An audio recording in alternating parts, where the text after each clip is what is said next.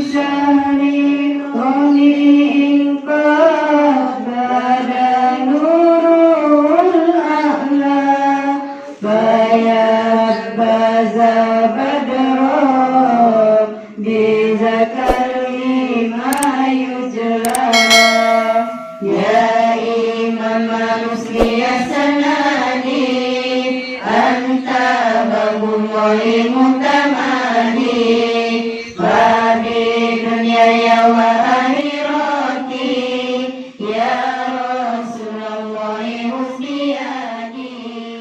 Alhamdulillah wassalatu wassalamu ala rasulillah wa ala alihi wa ashabihi wa mawalah la hawla wa la quwata illa billah. Rabbi syrah li sadri wa yassir li amri wa hlul 'uqdatam min lisani yafqahu qawli, amma ba'du. Kita teruskan pengajian yang lalu. Bismillahirrahmanirrahim. Faslun fasal Taharatul maudhi'i. Taharatun suci, al maudhi'i tempat, suci tempat, alladzi yang yusolli sholat fihi di tempat itu, syartun adalah syarat, fi sihhatis sholati, fi di dalam sihhati sahnya as-sholati sholat. Taharatul maudhi'i suci tempat, alladzi yusalli fihi di mana orang sholat di tempat itu, syartun min sihhatis sholati adalah syarat sahnya sholat. Jadi syarat sahnya sholat adalah tempatnya harus suci. Kalau tempatnya tidak suci maka sholatnya tidak sah. 5 ruya an Umar radhiyallahu anhu, berdasarkan riwayat dari Umar radhiyallahu anhu, anna Nabi sallallahu alaihi wasallam qala, bahwa Nabi sallallahu alaihi wasallam bersabda, sab'atu mawatina la tajuju fiha sholatu. Sab'atun 7. Sab'atu mawatina, ada 7 tempat. Ada 7 tempat kata Rasulullah, la tajuzu fiha sholatu, tidak boleh di tempat itu sholat. Ada 7 tempat yang tidak boleh kita sholat di situ. Apa 7 tempat itu? Al-majzaratu, yang pertama tempat penyembelihan. Al-majzaratu, tempat jagal, tempat penyembelihan, itu enggak boleh sholat di situ. Wal mazbalatu, yang kedua tempat sampah, di tempat sampah tidak boleh sholat di situ. Wal makbaratu, kuburan, tidak boleh sholat di situ. Wal ma'atinul ibili, di kandang-kandang onta, tidak boleh sholat di situ. Wal hammami, di kamar mandi, tidak boleh sholat di situ. Wa qari'atit tariqi, di pinggir jalan, tidak boleh sholat di pinggir jalan.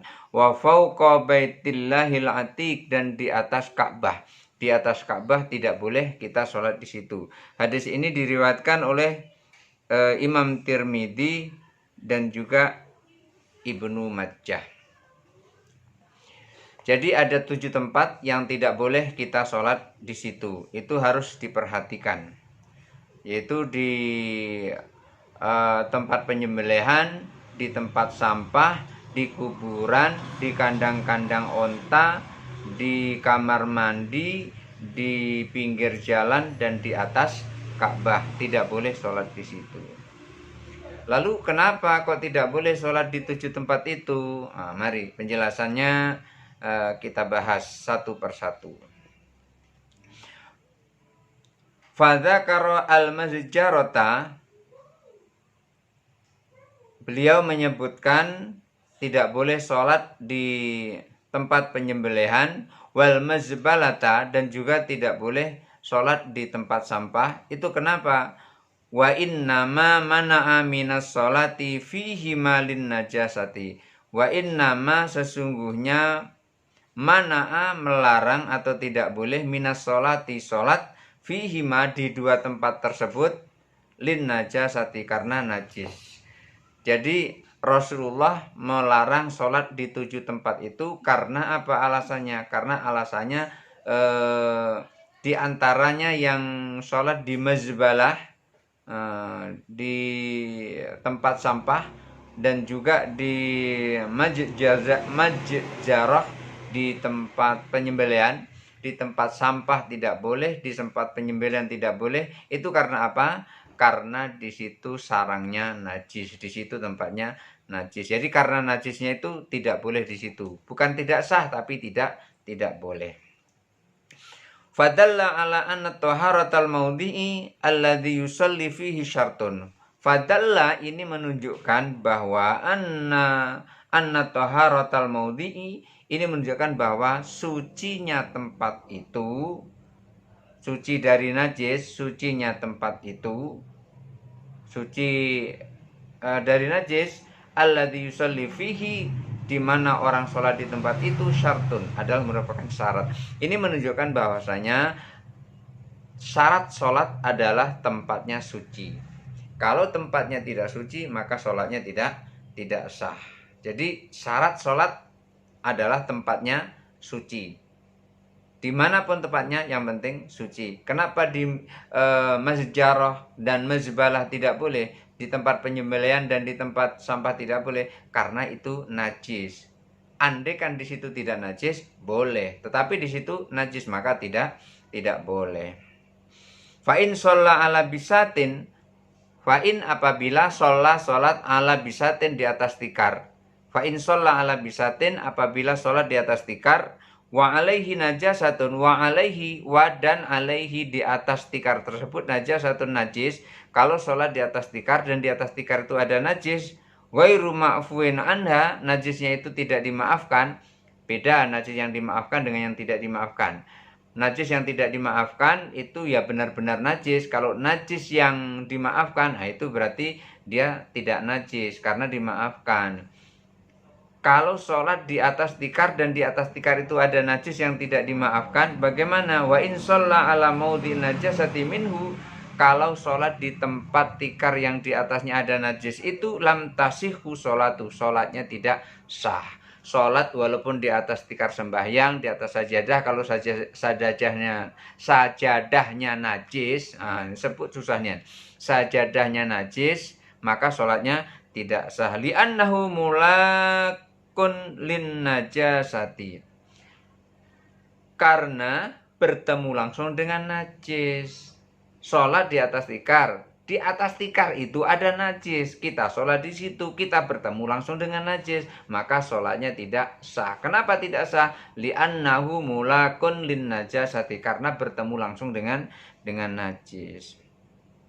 Wa in sholla ala maudhi'in tohirin, wa in apabila sholat ala di atas maudhi'in tempat tohirin suci, wa in sholla ala maudhi'in tohirin, kalau sholat di atas tempat yang suci, minhu, dari tempat suci tersebut, shohat sholatuhu, maka sholatnya sah. Kalau sholat di satu tempat itu suci, maka sholatnya sah.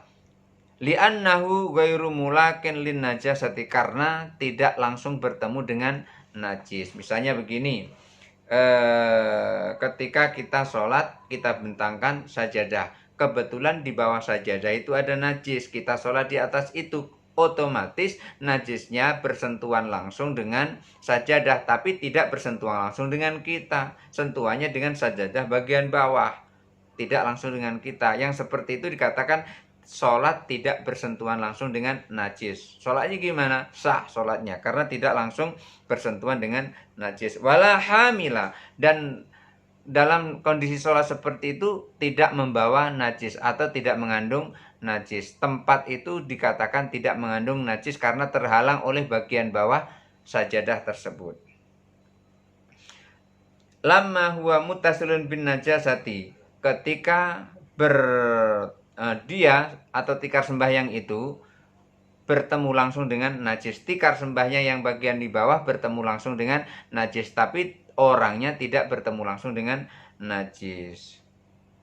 Bahwa kama lau sholla ala ardin, ini seperti diumpamakan oleh musannaf, oleh Abu Ishaq Ibrahim bin Ali bin Yusuf Asy-Syirazi. Ini diumpamakan oleh Abu Ishaq Ibrahim bin Ali bin Yusuf Asy-Syirazi dikatakan ini seperti kama lau shalla ala ardin tohirin. Itu seperti ada orang yang sholat di atas tanah yang suci, di atas tanah yang suci. Wa fi maudhi'in minha najasatun. Di tanah suci itu terdapat najis. Sholat di tanah dan tanahnya itu suci, tapi di bagian tanah yang suci itu ada najisnya. Fa in shalla ala ardin fiha najasatun.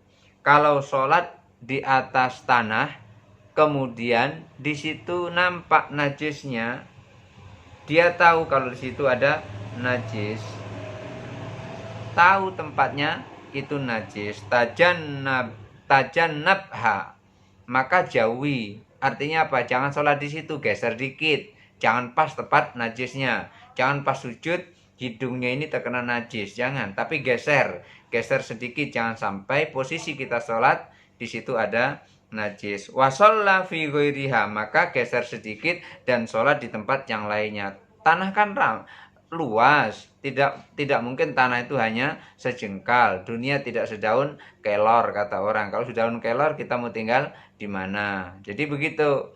Kalau di tanah itu terlihat najis, geser dikit, pindah sebelah.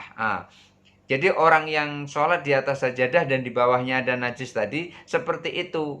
Dia tidak menghindar dari najis, tidak langsung bersentuhan dengan najis. Seperti orang yang sholat di tanah tadi, sebelah sini ada najis, bergeser sebelah sini, otomatis sini tidak bersentuhan langsung dengan najis.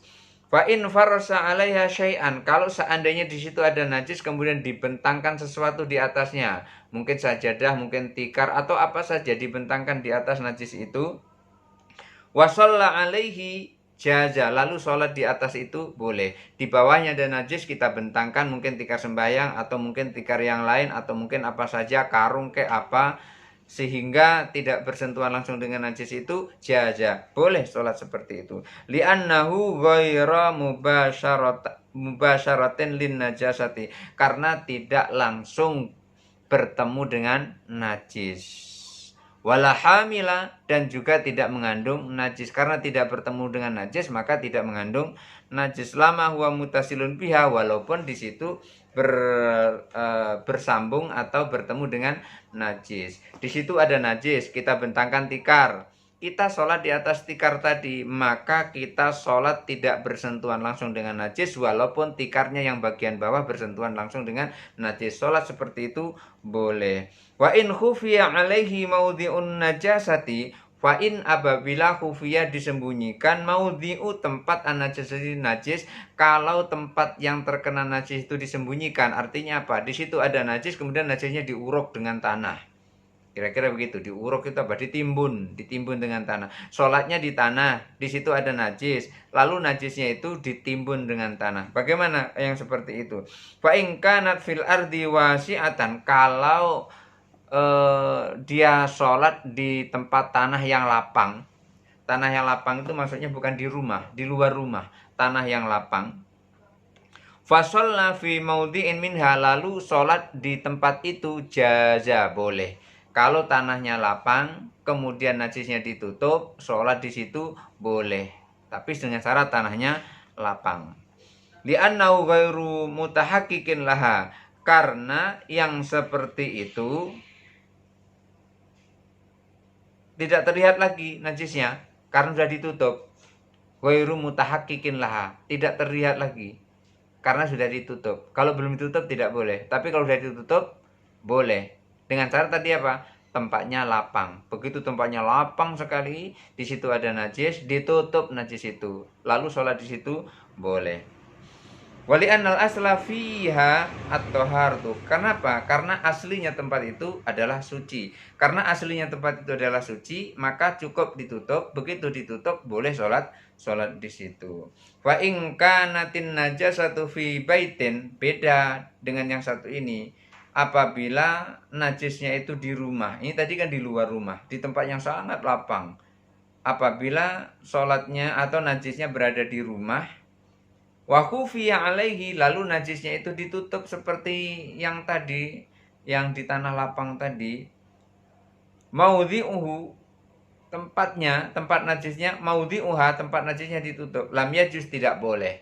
Kalau sholatnya di rumah, di lantai rumah itu ada najis, lalu ditutup, maka tidak boleh sholat di situ. Berbeda dengan tadi, sholatnya di luar rumah, tanahnya lapang, cukup ditutup najisnya yang di situ.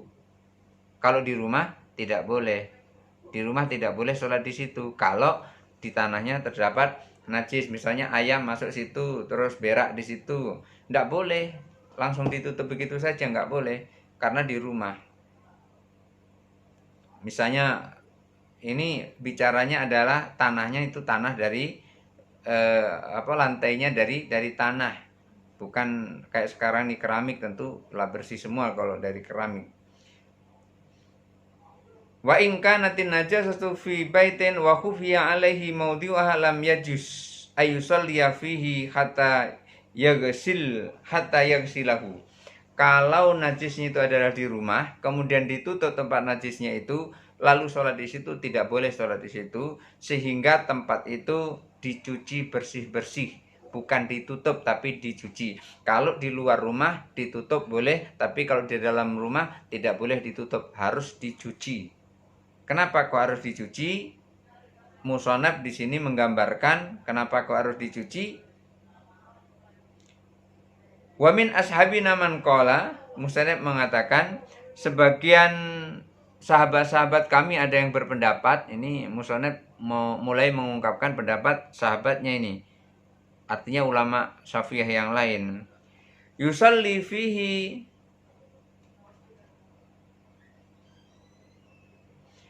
fihi haitsu sya'a. Salat saja di situ sekendaknya. Kasohroi, seperti di tanah lapang tadi, seperti di gurun pasir. Walaisa bisyai'in, tidak perlu pakai sesuatu. Li'anna sohro'a la yumkinu hifdhuha. Karena padang pasir, gurun pasir itu tidak mungkin dijaga. Minan najasati, dari najis. Wala yumkinu huslah jami'ah, dan tidak mungkin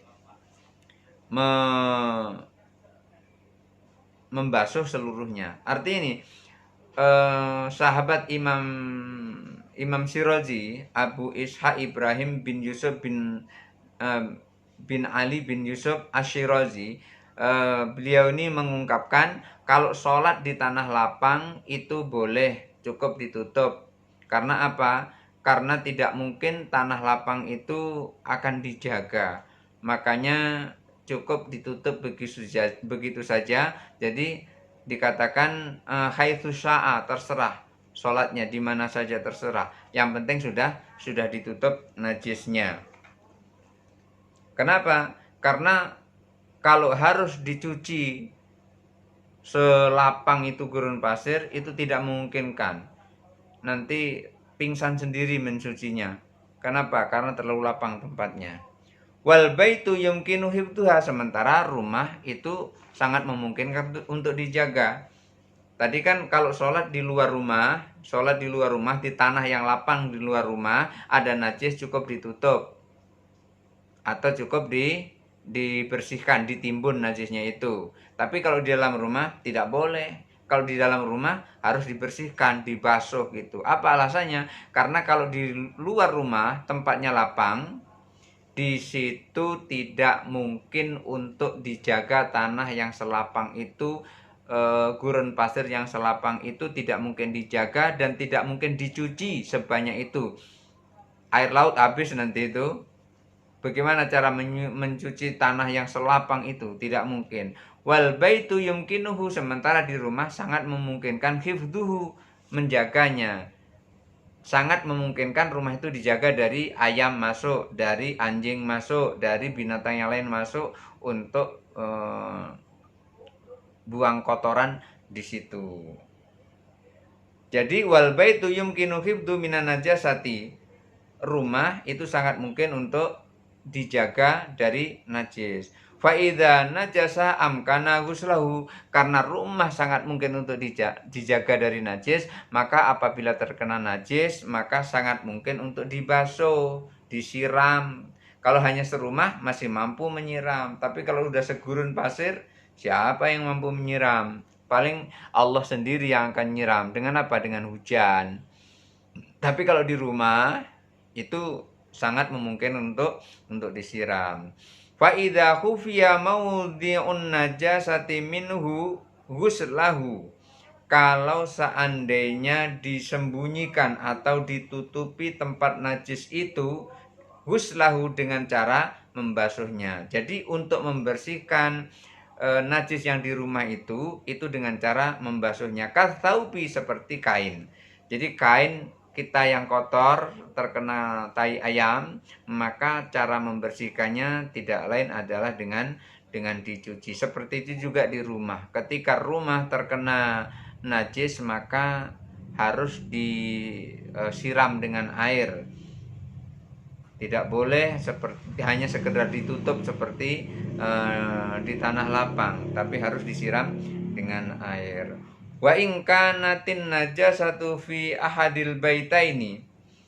Bagaimana kalau seandainya najisnya itu di antara dua rumah, atau ini ada dua rumah, satu najis satu tidak, cuman kita nggak tahu mana yang najis mana yang tidak najis. Ada dua rumah, yang satu terkena najis, cuman yang satu tidak terkena najis, cuman kita nggak tahu mana di antaranya yang terkena najis.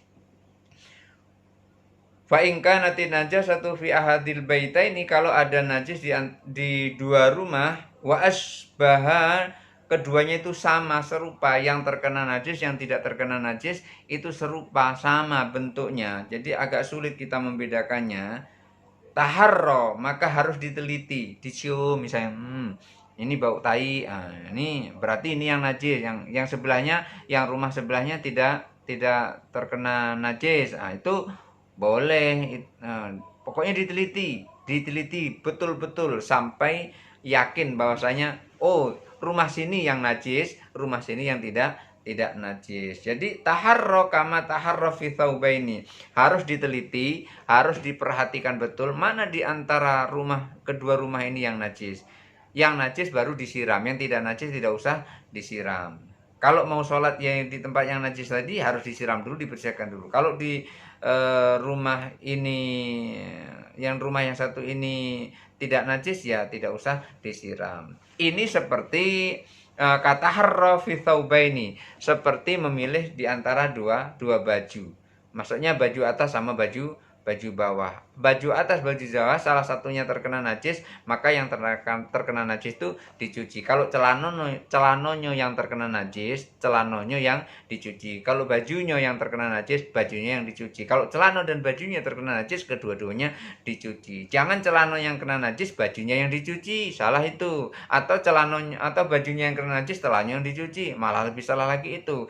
Celana kena najis, celana dicuci. Baju kena najis, baju dicuci. Ketika celananya dicuci, kemudian bajunya ini tidak dicuci, maka sholatnya nunggu celananya kering. Kalau celananya belum kering, kemudian sholat tidak pakai celana, artinya tidak nutup aurat. Kewer-kewer tidak boleh sholat. Karena itu, tempat suci syarat sahnya sholat. Syarat sah sholat harus suci. Mudah-mudahan ada manfaatnya. Kemudian nanti kita lanjutkan selanjutnya akan kita lanjutkan pembahasan tentang bagaimana kalau sholat di tempat yang sempit. Di situ ada najis seperti di penjara. Bagaimana caranya sholat ketika di dalam penjara, sementara di penjara itu ada najisnya, sementara harus sholat, bagaimana caranya?